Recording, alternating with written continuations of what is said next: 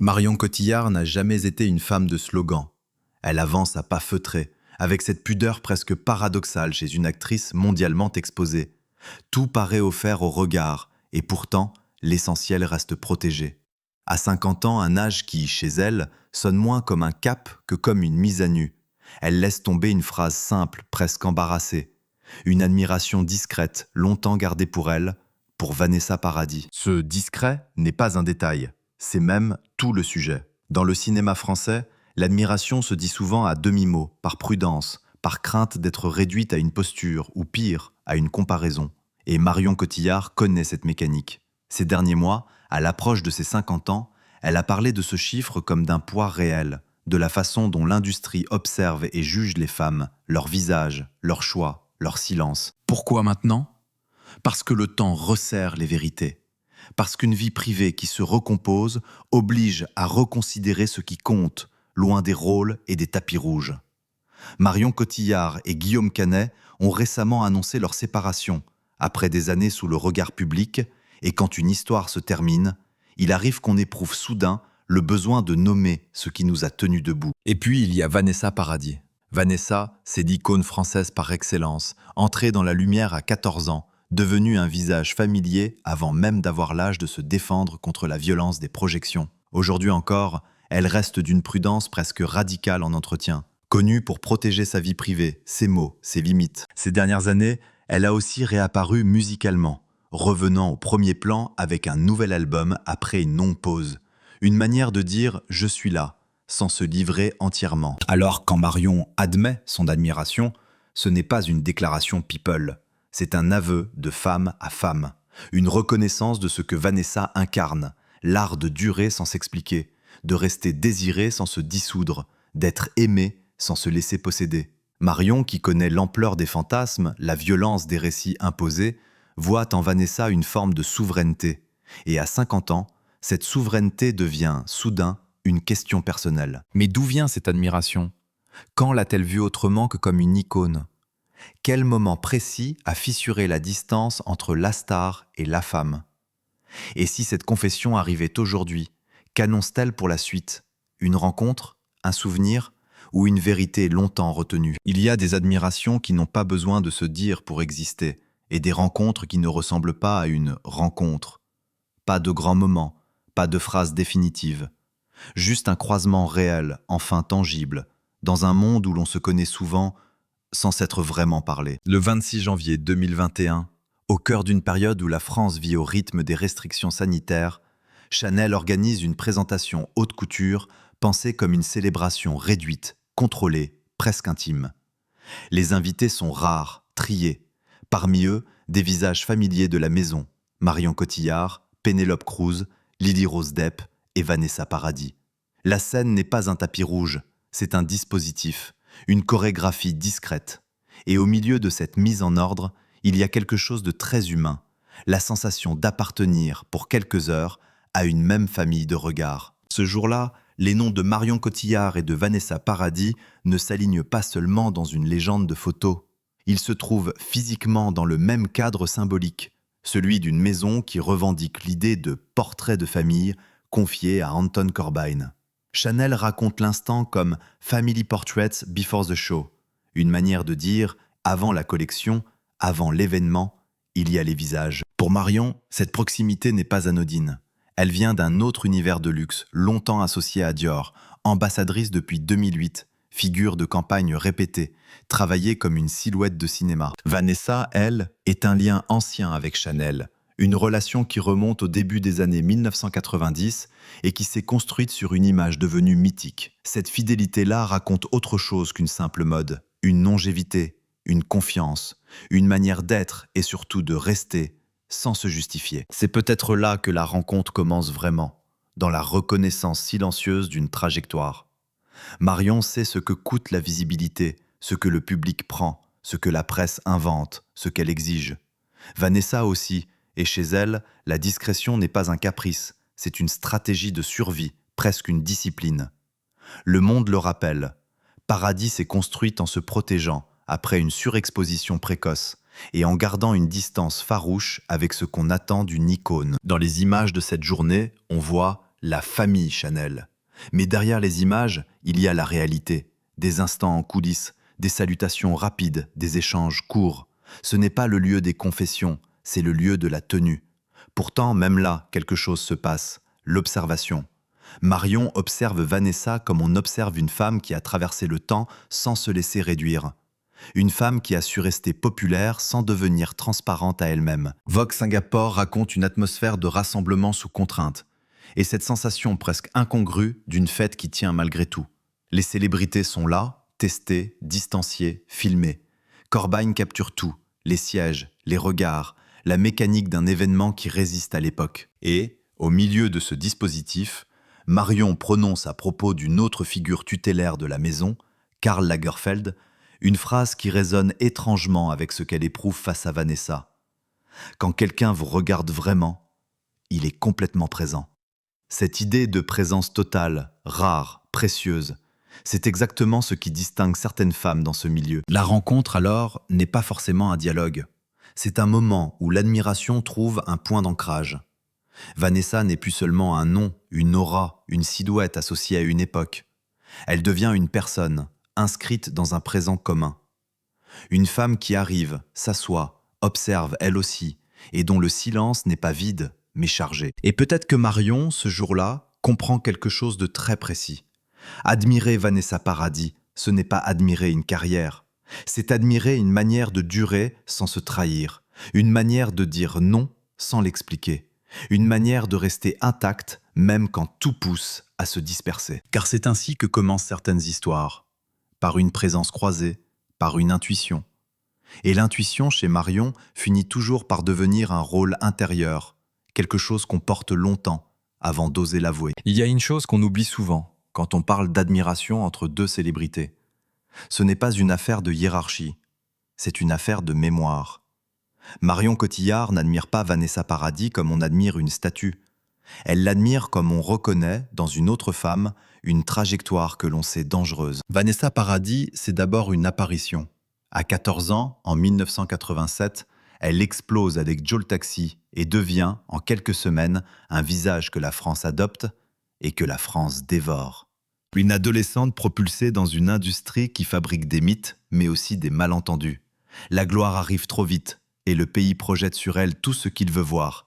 L'insolence, la grâce, la fraîcheur. Sauf que la fraîcheur n'est jamais gratuite. Elle se paye en exposition, en commentaires, en intrusion.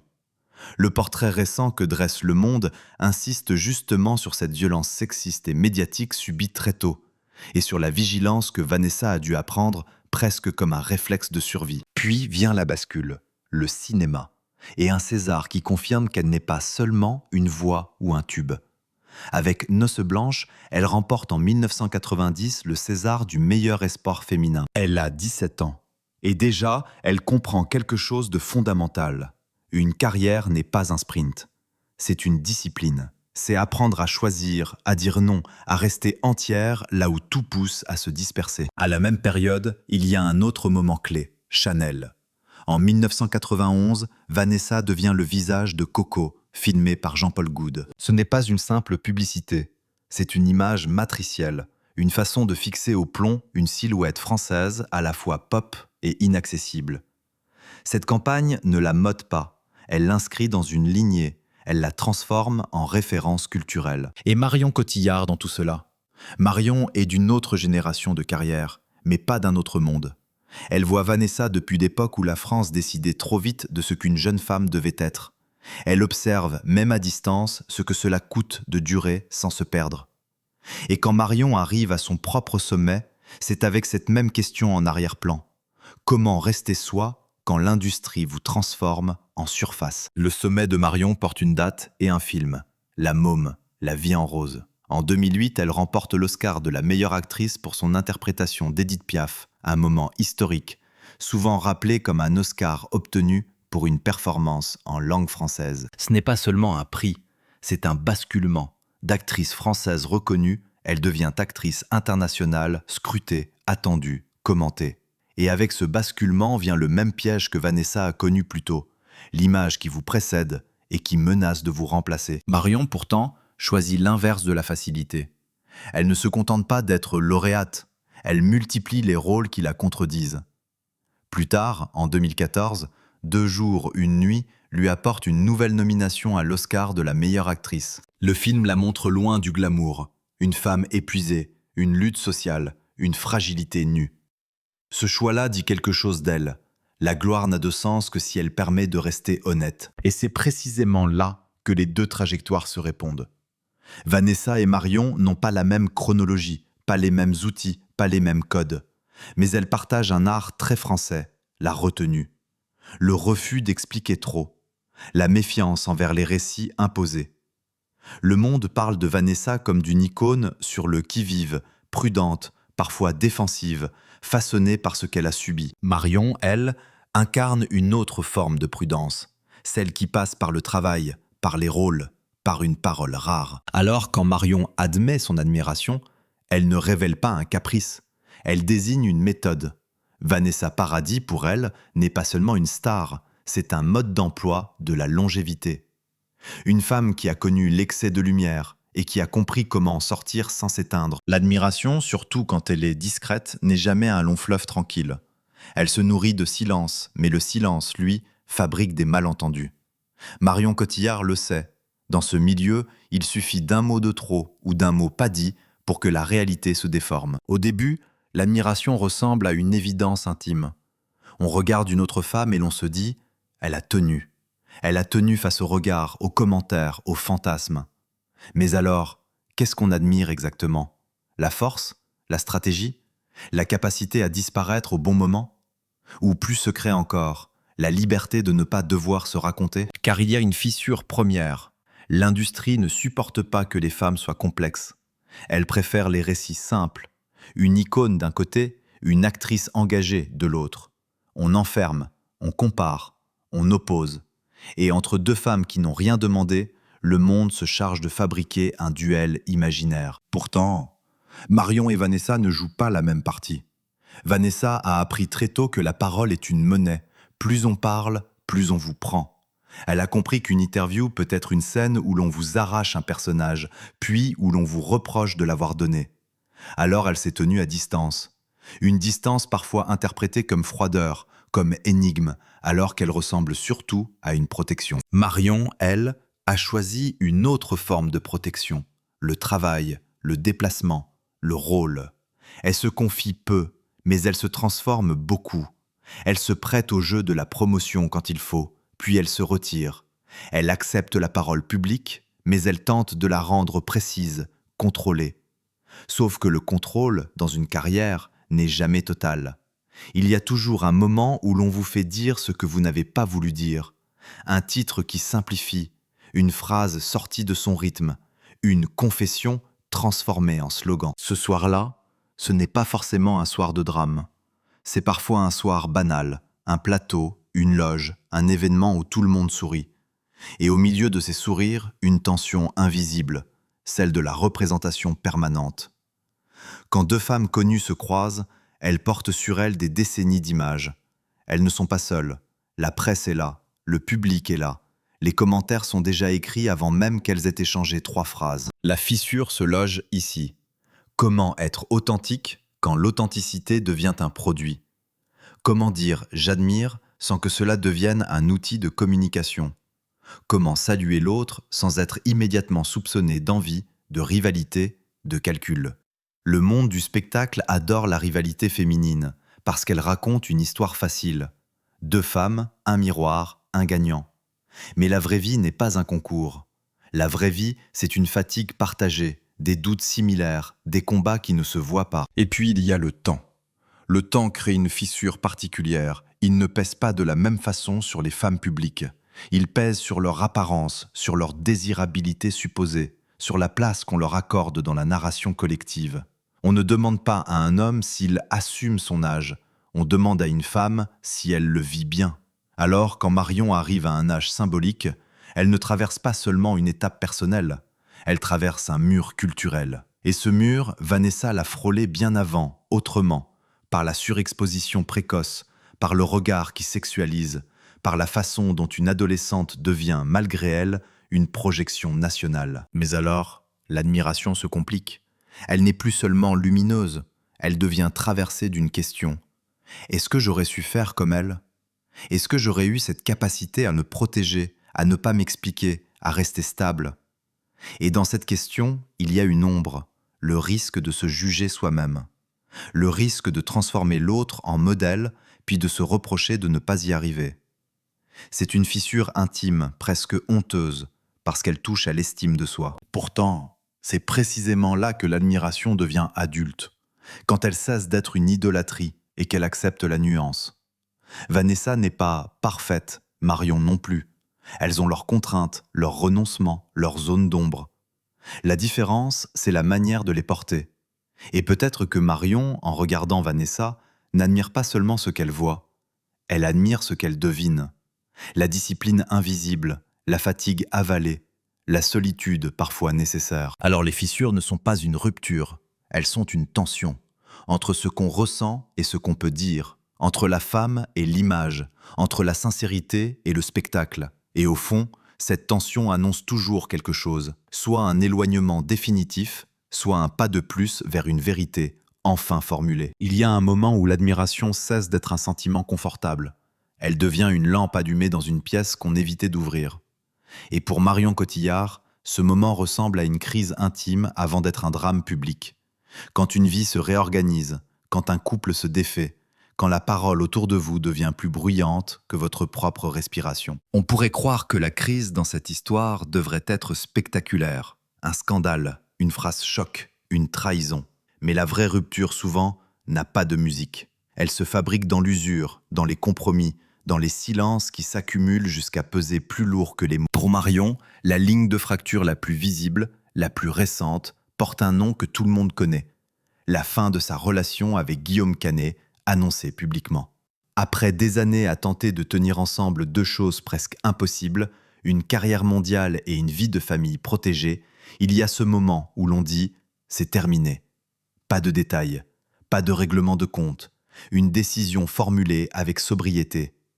Et dans cette sobriété même, on entend le poids. Mais alors, que vient faire Vanessa Paradis là-dedans? Vanessa, paradoxalement, est l'un des symboles français de la durée amoureuse vécue sous les projecteurs. Son histoire avec Johnny Depp, puis la façon dont sa vie privée a été scrutée, commentée, instrumentalisée, a laissé dans l'imaginaire collectif une trace particulière, celle d'une femme qui ne se raconte pas et qui pourtant se fait raconter. Le public s'approprie la romance, les ruptures, les retours, les suppositions. Et Vanessa, face à cela, oppose un mur élégant, mais un mur quand même. Marion se retrouve, à son tour, dans ce territoire. Celui où votre vie personnelle devient un texte que d'autres annotent. Celui où l'on vous prête des intentions, des raisons, des torts. Et la crise ici, ce n'est pas seulement la séparation, c'est la dépossession. Vous perdez le contrôle de la narration. Vous devez continuer à travailler, à apparaître, à répondre à des questions sur des films alors que l'intérieur vacille. Ce soir-là, imaginons-le sans romantisme. Une fin de journée, un téléphone, un article, un titre. Une photo prise à la sortie d'un restaurant ou d'un hôtel, un « on dit ». La mécanique est connue. On vous observe, on vous interprète, on vous enferme.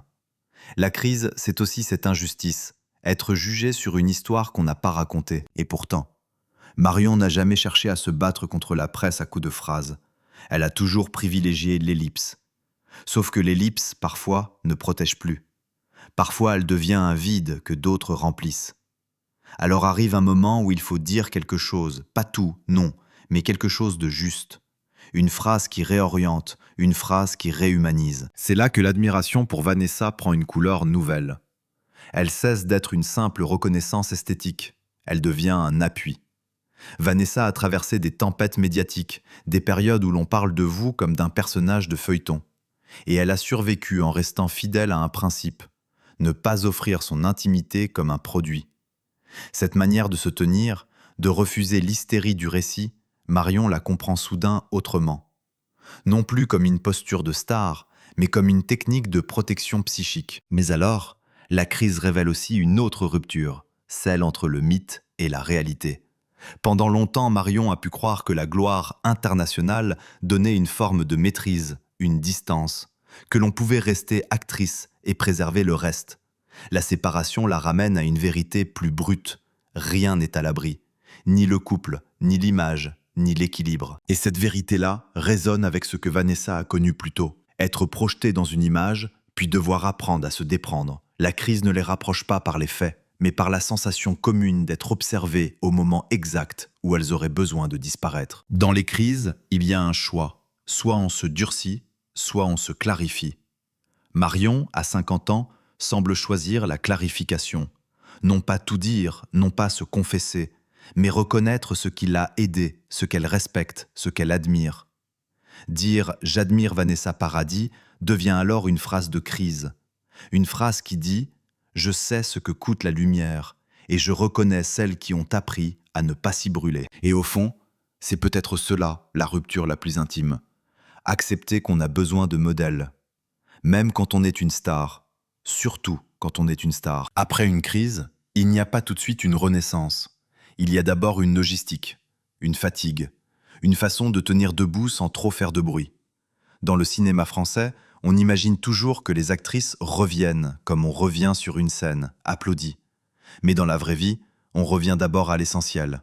Le rythme des jours, les obligations, la protection de ceux qu'on aime, et ce besoin presque animal de ne pas se laisser raconter par les autres. Marion Cotillard, après la tempête, ne fait pas ce que l'on attend d'une star en séparation.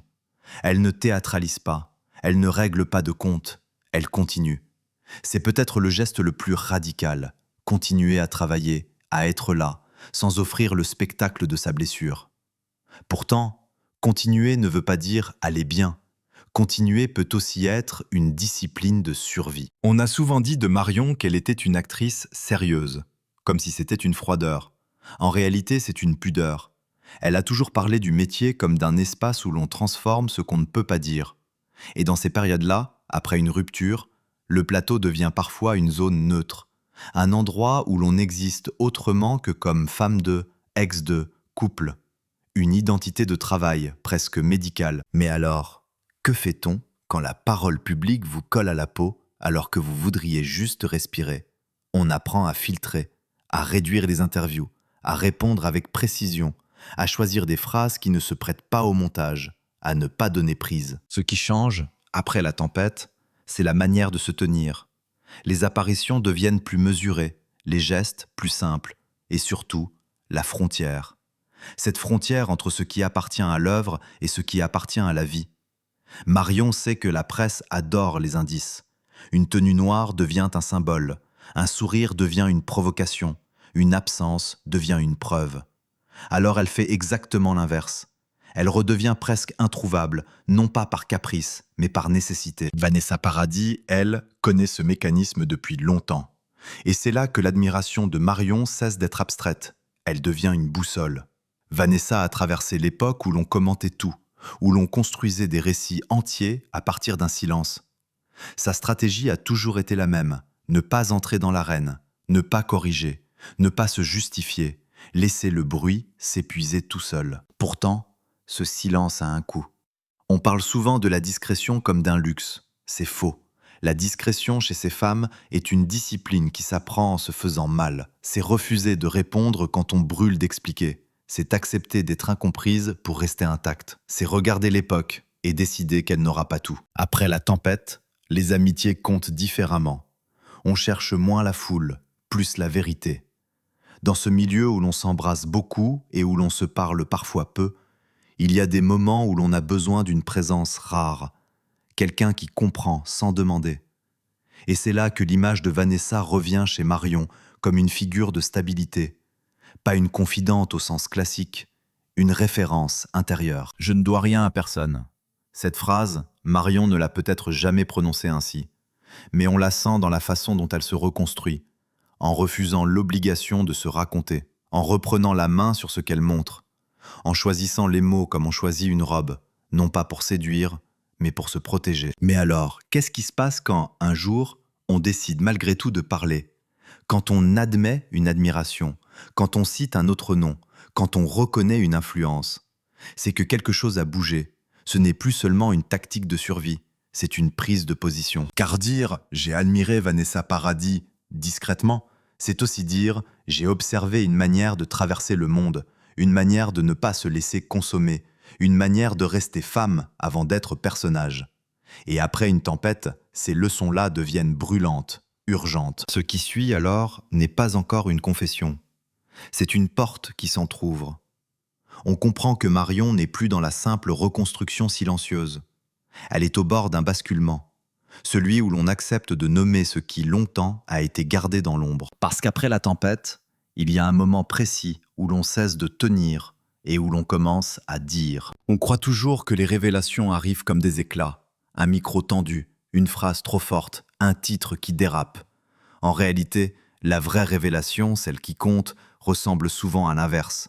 Une phrase tenue, déposée avec précaution, presque à voix basse.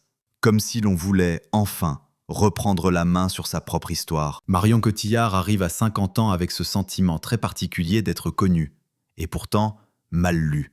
Dans une interview donnée à l'approche de son anniversaire, elle reconnaît que ce chiffre la travaille, que 50 pèse autrement, et que le regard public sur les femmes demeure intrusif, parfois injuste. Et, comme si le calendrier s'acharnait à rendre chaque chose plus visible, il y a aussi cette séparation annoncée avec Guillaume Canet, formulée dans une déclaration commune, par accord mutuel et avec bienveillance réciproque, précisément pour éviter spéculation et rumeurs. Mais alors, que reste-t-il quand on refuse le feuilleton ? Quand on refuse le récit simplifié, le cliché, la version digeste d'une vie qui ne tient pas dans 3 lignes. Il reste des gestes minuscules, une façon de répondre sans se livrer. Et parfois, une seule phrase, choisie parce qu'elle n'ouvre pas la porte au ragot, mais à quelque chose de plus rare. L'aveu d'une filiation intérieure. La scène ici n'est pas un studio de télévision en quête de punchline. Elle ressemble plutôt à ces moments feutrés entre 2 obligations, là où les célébrités redeviennent des personnes. Un défilé, une rangée, une attente.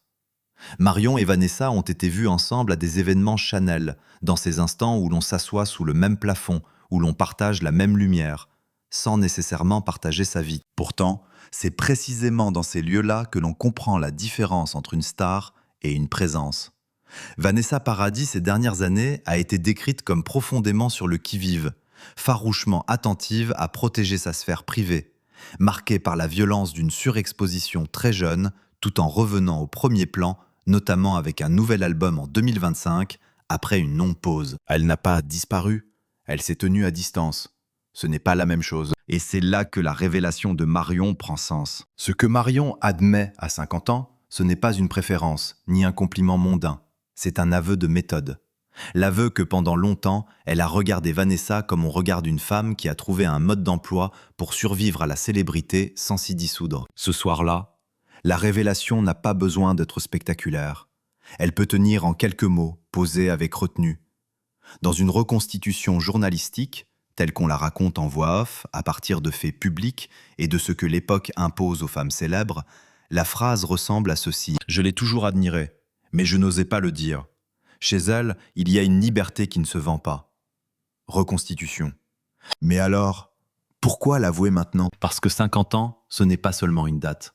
C'est le moment où l'on commence à trier, à distinguer l'image de la valeur, le bruit de la vérité. Marion, dans ses prises de parole récentes, parle de l'usure du jugement, de l'attention qu'elle porte à l'authenticité et de cette fatigue d'être évaluée sur son apparence, ses choix, sa vie. Dans ce contexte, nommer Vanessa Paradis, c'est presque un geste politique au sens intime. Désigner une femme qui a résisté au récit dominant. Et surtout, c'est une manière de déplacer la conversation. Au lieu d'être enfermée dans la rupture, Marion choisit de parler d'une autre chose, d'une admiration, d'un repère, d'une force féminine qui n'a rien à voir avec la compétition. Car la révélation, la vraie, se loge ici. Marion ne dit pas « je veux être comme elle », elle dit, en creux, « j'ai compris ce que je cherche ». Une manière de durer sans se renier, une manière d'exister sans se justifier, une manière de refuser que l'intime devienne un spectacle. Et dans cette phrase même murmurée, même reconstituée par la voix off, il y a quelque chose qui se fracture et se répare à la fois. Le mythe de la femme publique invulnérable. Marion ne se pose pas en héroïne. Elle accepte d'être une femme qui a besoin d'un modèle. Et Vanessa, dans ce récit, n'est pas un piédestal. Elle est une preuve vivante qu'on peut rester debout sans crier. On a longtemps confondu la célébrité avec le bruit. Comme si être connu, signifiait forcément se livrer, se raconter, se justifier, se rendre disponible. Or, dans cette histoire, ce qui touche n'est pas l'éclat, mais l'économie des mots. Marion Cotillard ne fait pas une déclaration, elle dépose une vérité. Et dans la France des images rapides, des jugements instantanés, cette lenteur-là devient presque subversive. Ce qu'elle avoue à 50 ans, finalement, est moins une admiration qu'un choix d'horizon. Elle ne dit pas « Vanessa est meilleure », elle dit, plus discrètement, « Vanessa a trouvé une manière de rester elle-même, une manière de durer sans se dissoudre dans l'attente des autres, une manière de vie plus que de carrière. » Car Vanessa Paradis, dans l'imaginaire français, est souvent associée à une jeunesse éternelle, à une voix, à un sourire, à un nom qui traverse les décennies. Mais derrière l'icône, il y a une discipline de l'effacement, un art de ne pas surrépondre, de ne pas nourrir la machine. Et ce que Marion reconnaît, c'est le prix de cette discipline. Après la tempête, Marion n'est plus tout à fait la même. Ce n'est pas qu'elle change au sens spectaculaire, c'est qu'elle se situe autrement. Il y a chez elle cette conscience aiguë que tout peut être pris, un geste, une absence, une phrase. Sa séparation, annoncée sobrement, a rappelé à quel point la vie privée d'une femme célèbre devient vite une matière publique. Alors l'épilogue ne peut pas être un happy end, il peut seulement être une respiration. Et c'est là que l'on comprend la beauté du mot « discrète ». L'admiration discrète n'est pas un manque de courage, c'est une forme de respect. Respect pour l'autre, mais aussi respect pour soi. Ne pas transformer une émotion en outil. Ne pas confondre l'intime avec le contenu. On pourrait imaginer qu'après cette phrase, Marion cherche à se rapprocher de Vanessa, à officialiser un lien, à faire de cette admiration un symbole. Pourtant, l'élégance de ce récit tient à l'inverse. Il n'y a rien à prouver. L'admiration n'a pas besoin d'être performée. Elle n'a pas besoin d'une photo, d'un dîner, d'un duo sur une scène. Elle existe comme un fil intérieur, et cela suffit. Car au fond, ce que Marion raconte à travers Vanessa, c'est la possibilité d'une vie non consommable. Une vie qui résiste. Une vie où l'on garde un noyau intact, même quand tout autour réclame la transparence. Dans les années à venir, Marion continuera de jouer, de se transformer, d'apparaître, puis de disparaître. Vanessa continuera, elle aussi, à passer entre les gouttes, à revenir quand elle l'a décidé, à se retirer quand l'époque devient trop bruyante. Leur lien n'est peut-être pas une amitié. Il est plus rare, une reconnaissance silencieuse entre deux femmes qui savent ce qu'on leur a demandé et ce qu'elles ont refusé de donner. Et si l'on écoute bien, l'épilogue est là, dans la nuance. Dans l'idée qu'une femme peut admirer une autre femme sans s'effacer, qu'elle peut reconnaître une force sans se diminuer, qu'elle peut traverser une rupture sans devenir un récit de rupture. Parce que ce qu'on appelle révélation, parfois, n'est pas une confession, c'est un recentrage. Marion, à 50 ans, ne brise pas seulement le silence sur une admiration, elle réoriente son histoire vers quelque chose de plus solide que les rumeurs, une valeur, une manière d'être au monde. Et puis un jour, tout s'éteint. Les articles se perdent dans l'archive, les commentaires s'épuisent, les images deviennent des souvenirs. Et sur la table, il reste une photo. Le temps, lui, ne dit plus rien.